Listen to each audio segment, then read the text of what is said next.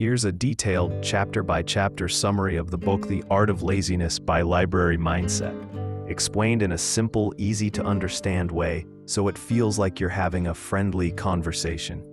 Open book title, The Art of Laziness. Author Library Mindset. Theme, using laziness wisely to work smarter, not harder. Introduction. Laziness isn't always bad. The book starts with an interesting idea. Laziness is not your enemy. It can be your secret weapon. Most people think being lazy is a flaw. But what if we told you that lazy people are often the best problem solvers? Why? Because they're always looking for the easiest, fastest, most efficient way to get something done. So this book isn't about lying on your couch doing nothing. It's about using your lazy instincts to work less, but get more done. Avoid burnout. Live smarter, not harder. Chapter 1. Redefining laziness. In this chapter, the author explains that laziness isn't about being useless. It's about being strategic. We're taught from childhood to always be productive. Don't be lazy, they say. But the book says, let's redefine laziness. It's the desire to do less work, which can lead to smart shortcuts. It's a tool to question unnecessary effort. It helps you ask, is there a better way to do this? Example, a lazy person won't mop the floor every day. They'll buy a robot vacuum. Chapter 2. The Smart Lazy Mindset. This chapter introduces the idea of the smart lazy, someone who uses laziness as a strategy. Traits of a smart lazy person. Thinks first, acts later. They don't rush, they plan. Eliminates creates systems. Instead of repeating the same task every day, they automate it. Example, a smart lazy writer uses templates and tools to finish work faster, instead of typing from scratch each time. Chapter 3. Eliminate before you delegate. Here, the author talks about something important. Before you do a task, or even hand it to someone else, ask if it's needed at all. Many of us waste time doing things just because we think we have to. Ask yourself, what happens if I don't do this? Is there a better, simpler way? Example, you send a weekly report no one reads, stop sending it, or automate it. Laziness forces you to think efficiently. Chapter 4. The 80-20 Rule for Lazy Success. This chapter introduces the 80-20 principle. 80% of your results come from 20% of your efforts. Smart, lazy people identify that 20%. Focus only on the high-impact stuff. Ignore or minimize the rest. Example, a business owner finds that only 2 out of 10 services bring most of the income. So they drop the rest and scale the 2 best ones. Being lazy about the 80% gives you time and energy for what truly matters. Chapter 5. Automate like a lazy genius. One of the most powerful tools in a lazy person's toolkit, automation. This chapter shows how small automation changes can free up hours of your time every week. Lazy tools include auto bill payments, email filters, to-do list apps, AI tools like me. Example, a lazy employee sets up calendar reminders, email replies, and task boards to avoid doing the same work again and again. The goal: let the systems work while you rest. Chapter 6. Saying no, the lazy superpower. Smart lazy people protect their energy. And how do they do that? They say no a lot. This chapter explains, you don't have to attend every meeting. You don't have to reply to every email. You don't have to accept every favor request. Quote from the book, every yes is a lazy person's nightmare. It means more work later. So learn to say no with grace and keep your time and mind clear. Chapter 7. The Lazy Approach to Habits. Building good habits doesn't have to be hard.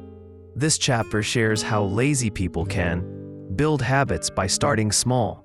Use triggers and routines to make things automatic. Remove friction, the hard parts. Example, if you want to read more, keep a book by your bed. That tiny action helps your lazy brain get started with less resistance. Laziness teaches you to build habits in the simplest, most sustainable way.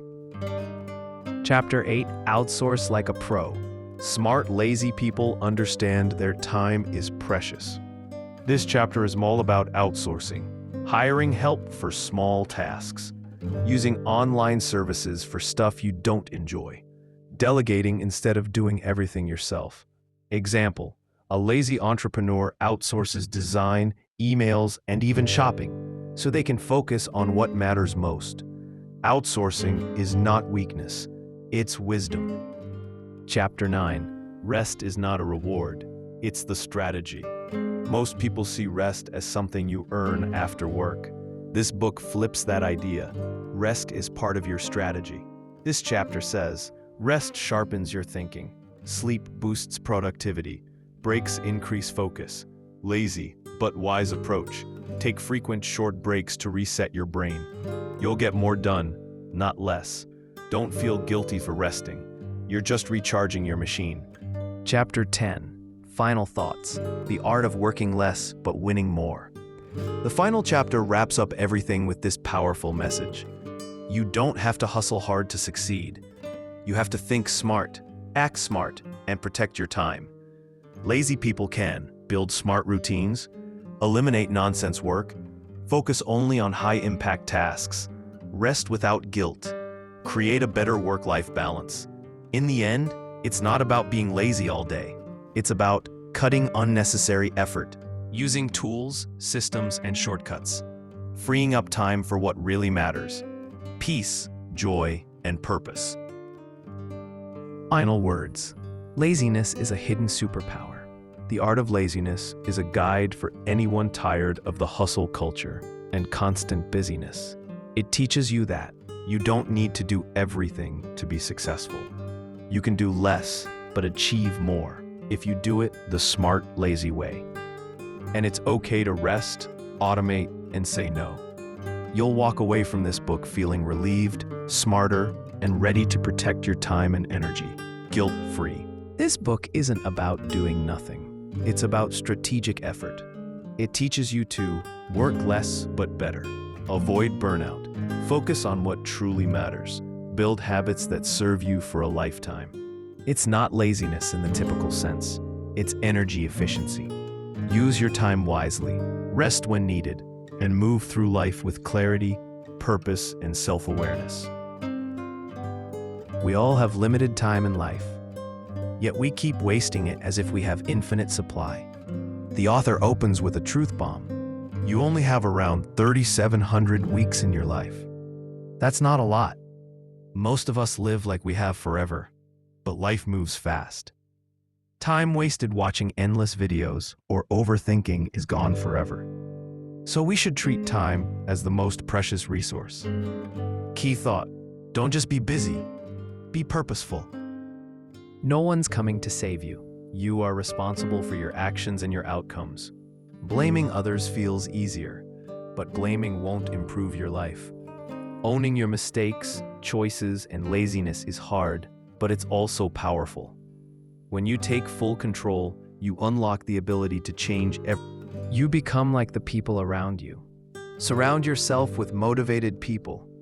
If your friends waste time, complain, and avoid work, you'll pick up the same habits. But if you're around doers, you'll naturally feel inspired to take action. You rise or fall with your circle. Habits build your life, not random motivation. Motivation fades, but routines remain. Wake up at the same time. Exercise regularly. Set deep work hours. Over time, your body and brain begin to work on autopilot, which saves energy and reduces resistance. Being lazy can sometimes be smart, if used correctly. Thank you for watching and listening. Use your time wisely. Being lazy is not bad always. If you want more book summaries in short, please subscribe our channel. Thank you.